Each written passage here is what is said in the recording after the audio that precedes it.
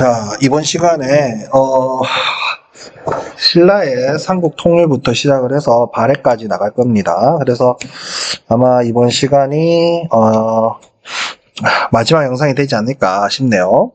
열심히 한번 들어봅시다. 자, 신라의 삼국 통일 7세기 후반부터입니다. 7세기 후반. 신라의 삼국 통일 얘기를 좀 하면요. 고구려 백제 멸망부터 보면요, 그 나당 동맹이 결성이 되는데, 이 당시에 사실 생각을 해보면, 신라 입장에서 뭐였냐 하면, 그러니까 거의 죽다 살아나요.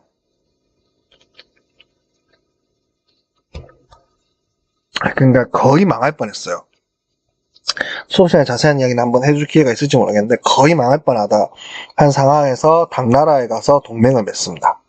그래서 그러니까 당나라의 이제 전략을 바꾼 거예요. 당나라가 계속 위로만 치려고 하니까 그러지 말고 백제를 쳐서 위아래에서 가면 안 되겠냐. 그리고 우리가 보급도 하겠다. 요 들어오는데 사실 보급에 좀 어려움도 있었거든요. 그러니까 요런 걸 통해서 같이 좀 해결을 해보자. 이런 얘기를 한 거죠. 그래서 나당연합군 공격으로 이제 백제가 멸망하죠. 백제는 사실 어떻게 보면 좀 당황스럽고, 어떻게 보면 백제가 이런 국제관계 변화를 잘 읽어내지 못한 부분도 있고 그렇습니다. 그러는 와중에 이제 연개소문이 죽고 난 다음에 고구려 내에서도 지배층들의 분열이 일어나요. 그래서 이제 고구려를 공격하게 되고요. 고구려가 멸망되는 게 668년입니다. 이제 고구려 백제 부흥운동이 있는데요. 이 당시 이제 부흥운동으로는 백제 부흥은 흑치산지, 복심과 도침, 부여왕, 그러니까 부여풍이 그 당시에 이제 일본에 있었는데, 일본에 있는 부여풍을 데리고 와서 이제 왕으로 세우면서 복신하고 도침이 왕으로 세우면서 이제 부흥운동을 했고요. 백제 부흥운동은 안승과 건모잡이 있는데, 이 안승이 지금의 익산 지역, 금마 지역으로 와서 신라의 도움을 받은 적도 있어요. 이런 건 좀 기억해 두면 좋겠죠? 이제 당나라하고 처음에 뭐라고 이제 이야기를 했냐면, 고구려가 멸망하고 나면 평양 이남의 백제 땅을 주겠다고 했는데, 이제 이 백제 땅이 어디냐에 대해서 이제 수업 시간에 좀 얘기해 볼 수 있겠습니다만은, 당나라는 어쨌든 간 백제 멸망하고 난 다음에도 백제 지역에 웅진도 없고, 그리고 심지어 신라 땅에도 신라 계린 대도독부 이런 걸 만들어요. 그 다음에 고구려 땅의 안동도호부 이렇게 만들어서 한반도 전체를 자기 영토로 삼으려고 하죠. 여기에 대해서 이제 신라는 고구려와 백제 유민과 연합을 해서 대응을 하게 되고요. 매소성과 기볼포에서 당군을 격파하면서 삼국 통일을 완수하게 되죠. 물론 이후에 이제 대동강 이남 영토를 확보하는 데 상당한 시간적 여유가 필요합니다. 그 다음, 통일의 의는 뭐냐, 의 중에 이제 한계는 대동강 이남 지역을 확보했다는 거죠. 그러니까 평양 이남에 백제 토지다. 그래서 요것 때문에 이제 평양 이남에도 고구려 땅이 있잖아요. 그 땅에 대한 이제 당나라하고의 외교적인 문제가 있고요. 당의 개입이 있었다라는 건데, 아까 얘기했다시피 수업 시간에도 이 얘기를 하겠습니다만은, 선생님은 그렇게 생각을 해요. 신라가 이때 죽다 살았어요. 죽다 살았는데, 사실 우리 입장에서야 고구려 땅까지 다 확보해줬으면 좋겠지만, 신라에서는 살고자 했던 부분들도 있는 거죠. 그리고 당군을 뒤에 이제 격퇴했고, 어쨌든 간 신라 이후에 우리가 이제 통일된 체에, 민족문화 기틀을 마련했고, 확립해 나갔다는 건 중요한 거죠. 통일 후 신라의 발전을 보면요. 통치체제 정비하는데 태조 무열왕이 김춘추입니다. 그래서 이제 나중에 얘기하겠습니다만은 이 김춘추가 사실 이제 성골이 왕을 중심을 하다가 진골로서 처음 왕이 된 게 이 김춘추 무열왕이에요. 그리고 이 무열왕을 이어서 문무왕이 삼국통일을 완성을 합니다. 그 다음 국가적 통합을 도모해서 늘어난 영토와 인구를 관리하기 위해서 통치 질서를 마련을 하고요. 무열왕의 직계자손이 왕위를 계승하게 됩니다. 특히 신문왕, 이때 이제 만파, 식적이라는 어떤 신화 같은 이야기도 얘기가 나오죠. 그리고 이제 물론 이제 신문왕 초기에는 김흥돌의 난도 있습니다. 사실은 신문왕 때뿐만 아니라 그 이후에 이제 우리가 흔히 말하는 신라 중대라는 시기가 있어요. 신라 중대. 이때가 이제 무열왕개가 왕위를 독점하던 시기인데 이때가 안정적이었다고 우리가 얘기를 하지만 계속해서 사실 귀족 반란이 있었던 것도 사실이에요. 그러니까 신라 중대도 우리가 생각하는 것만큼 안정적이진 않았다. 하지만 신문왕 때 김흥돌 난을 진압하면서 왕권이 강화되었고요. 이 왕권 강화를 통해서 중앙정치기구가 정비가 되는데 중앙정치기구를 정비하면서 왕권 강화도 되었고 왕권 강화를 통해서 중앙정치기구가 정비되고 그러니까 서로 쌍호 관계예요. 첫 번째 집사부를 만듭니다. 집사부. 그래서 기밀 사무를 관장하고 왕명을 수행하는 그러니까 말하자면 비서기관이에요. 그래서 국정을 운영하고요. 이때 중시 또는 시중이라는 권한이 강화되는데 당시 화백회의의 수장이 상대등이에요. 상대등의 파워는 약화돼요. 그러니까 귀족의 권한이 약화되고 왕권이 강화되니까 왕권 옆에 있었던 시중의 권한도 강화가 되는 거고 그 다음에 사정부 관리 비리를 감찰하는 기능도 강화합니다. 그래서 이제 관리들이 마음에 안 들면 너 비리 저질렀지? 이렇게 해서 왕권을 강화하는 거죠. 어떤 면에서 오늘날과 비슷한 면도 있죠. 자, 그 다음에 국학의 설립을 보면 요것도 신문왕 때 한 건데요. 유학교육을 했다. 쌤이 태학도 그렇고 국학도 그렇고 유학교육은 다 누구를 기르는 거라 했어요? 충신을 기르는 겁니다. 충신. 그래서 왕권을 뒷받침하는 인재를 양성하고요. 육두품이 정치적 역할을 확대하게 됩니다. 요거 때문에. 그래서 육두품이 사실은 굉장히 성장을 해요. 근데 이제 신라 말에 가면 그런 육두품들이 활동할 만한 이제 정치적 공간이 없어지니까 불만이 쌓이는 거죠. 그 토지체제하고 수치체제가 정비가 되는데 이때 관료전이 지급되고 노급이 폐지되었다 이렇게 돼 있는데요. 요건 뒤가 설명하겠지만 요거는 귀족적 경제 기반이 약화되고 백성에 대한 국가 지배력이 강화돼요. 요거는 사실은 세권하고 관련해서 요거는 쌤이 수업 시간에 조금 더 설명해 줄게요. 그 다음 신라 촌락 문서가 있는데 이건 3년 만에 작성이 되었고 백성의 노동력과 생산 자원을 철저히 관리했다라고 알 수 있어요. 우리 교과서 26페이지 참고는 잘못된 거예요. 쌤이 학습지에는 수정해서 나갈 겁니다. 자, 그리고 지방조직을 개편하게 되는데 구주오속이요. 그래서 구주는 삼국의 옛 땅에 세 개를 골고루 설치했다 되는데 사실 고구려 땅에 세 개 3주가 설치되었던데 요거 사실 그 전부터 신라 땅이었어요. 신라 땅이 있으면 고유의 이제 그 윗부분이 고구려 부분을 이런 식으로 확장했다 이렇게 이해하면 돼요. 그래서 신라의 구주를 보면 위에 세 개가 유달리 위로 좀 뻗어 있어요. 뒤에 나중에 쌤 수업 시간에 지도 보면서 얘기할 건데 그래서 요걸 고구려 땅을 세 개를 또 이렇게 했다라고 볼 수 있느냐에 대해서는 또 생각할 게 있고요. 신라는 이제 경주가 동남쪽에 치우쳐져 있는 거 보완하기 위해서 영토가 넓어질 때마다 소경을 설치해서 그걸 이제 그 약점을 보완해 왔어요. 그리고 9년 안에 촌은 지방의 유력적인 촌주가 다스리게 하였다. 이거는 사실은 삼국시대 초반에 쌤이 얘기했던 형태가 계속 가는 거죠.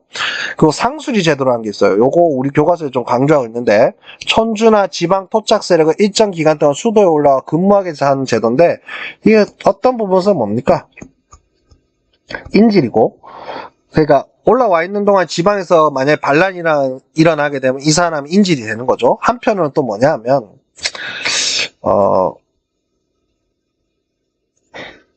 한편으로 이런 것도 있는 거죠. 이게 지방에 있는 그러니까 중앙에 있는 문화를 지방으로 전달하는 중앙에 있는 왜냐면 이 사람이 중앙에서 여러 가지 문물을 볼 거 아니에요. 그런 문물을 보고 이제 지방으로 전달하는 형태로 되는 거죠. 사실은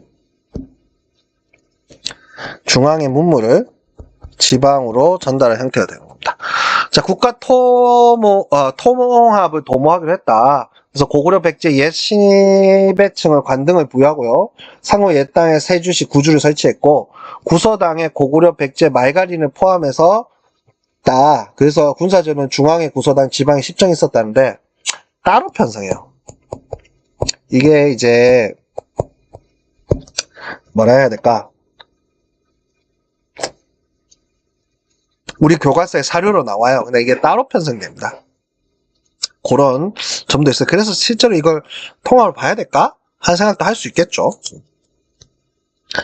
그 다음 이제 신라말 상황을 좀 봅시다. 신라말 상황인데 옆에 있는 건 이것도 여러분 학습지에 없으니까 지우고요. 정치적으로 이제 진골들이 대대적인 반란이 일어납니다. 진골들이 사실은 무열한계가 계속 갖고 있는 동안에도 반란을 간혹 일으키다가 계속 참고 있다가 해공왕이 어린 나이에 올라와서 그런 걸 이용해서 바로 치고 올라와요. 그래서 해공왕 때 96 가까이 난이 터지게 되고 무열한계 전제왕권이 몰락을 하게 되고 이제 진골이라면 누구나 왕위를 가질 수 있는 상황이 돼요. 물론 이제 기존의 왕가, 그러니까 전대 왕가 가까운 왕가에서 한 건 맞아요. 그래서 왕권이 점차 약화되고 귀족 세력 대표였던 상대 등이 강화되면 당연히 집사부와 시중의 권한이 약화되죠. 아까 중대 때 상대 등의 권한이 약화된 대신에 직사부와 시중의 권한이 강화됐던 거와 똑같은 거예요. 그 전국적인 이제 농민봉기도 있습니다. 귀족이 이제 대농장과 노비를 소유하게 되고 사치와 향락에 따라서 가혹한 수치를 하게 되니까 여기에 반발해서 원종과 애노의 난이 터지기도 하고요. 그래서 이제 호족들이 성장을 합니다. 이때 농민봉기와 중앙정부의 지방통제가 약화되면서 여러 가지가 있어요. 뭐 지방에 내려가 있던 군벌 세력도 있고요. 지방 내에서 성장한 촌주 세력도 있고요. 또 산적 이런 사람들도 있고 이런 사람들이 지방 행정권이나 군사권을 장악하면서 백성을 지배하게 됩니다. 이해가 되죠? 잠시만요.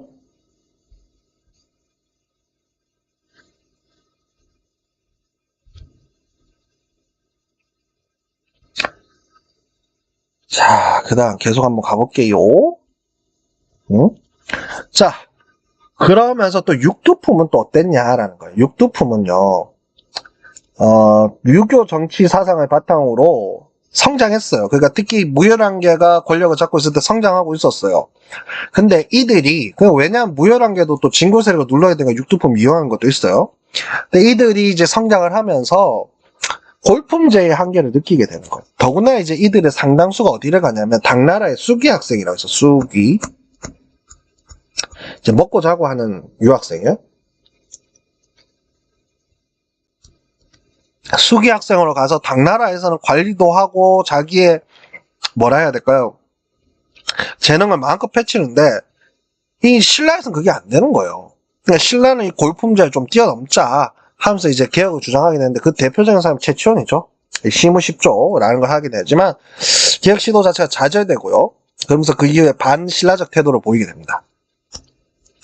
후삼국 성립을 가게 되면요, 신라마 이제 혼란한 시기에 골품제를 기반으로 둔 신라가 무너져 가겠다에 따라 후백제가 이제 견원했어요.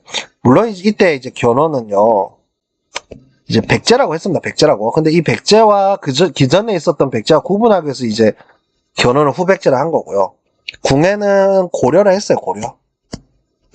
근데 이제 그 전에 고구려하고 이제 구분하기 위해서 후고구려를 한 거고, 이후에 이제 고려가 또 있으니, 이 고려하고 구분하기 위해서 또 후고구려를 한 거죠. 이제 이렇게 궁예가 들어서게 되고, 이제 고려사로 넘어가겠죠.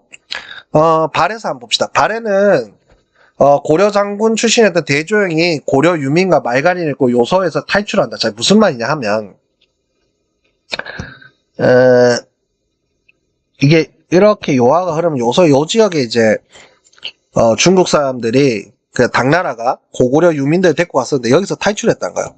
이게 이렇게 탈출할 수 있었던 건 당시에 여기에 이제 백제 부흥운동, 고구려 부흥운동 일어나고 신라의 이제 뭐라 해야 될까 나당 전쟁도 터지고 하면서 당나라가 여기에 이제 집중하게 되니까 이 유민들 관리가 잘 안 돼서 탈출한 것도 있어요. 그러니까 이 사람들이 탈출할 수 있었던 건 나름의 여러 가지 역학관계에서 탈출할 수 있었던 거죠.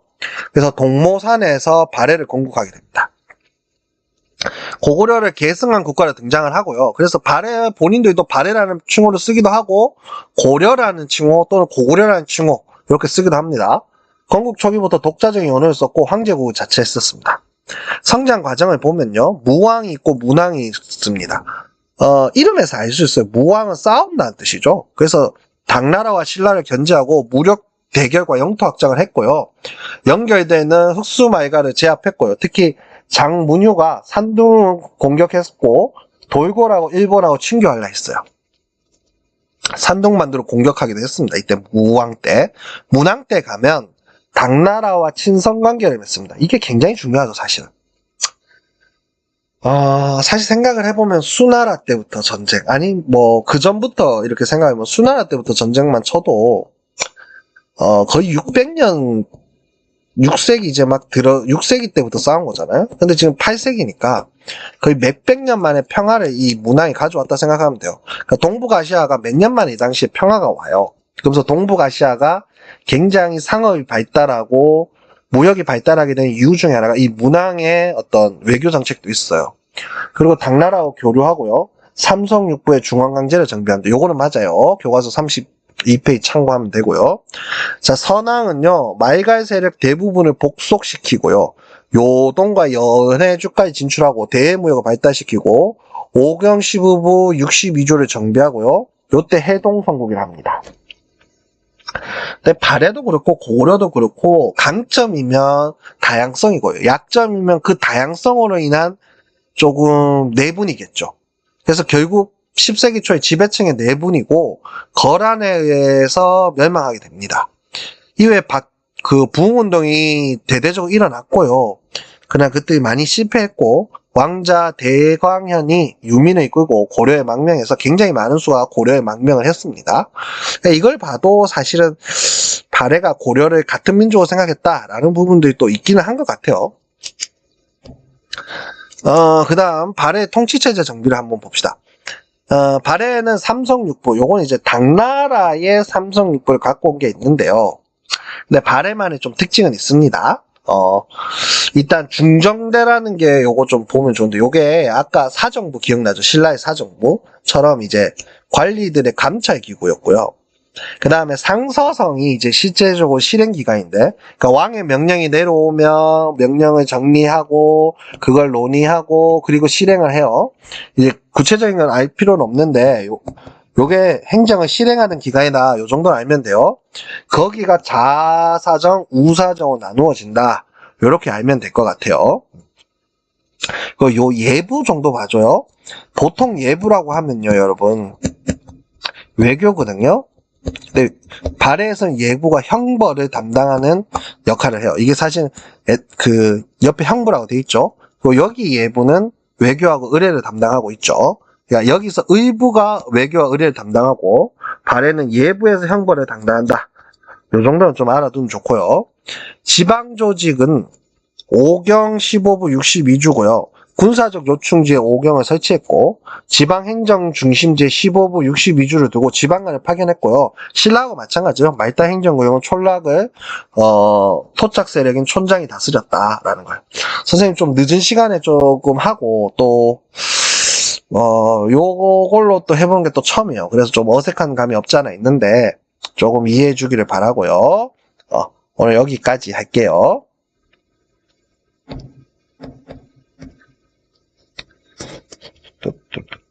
아.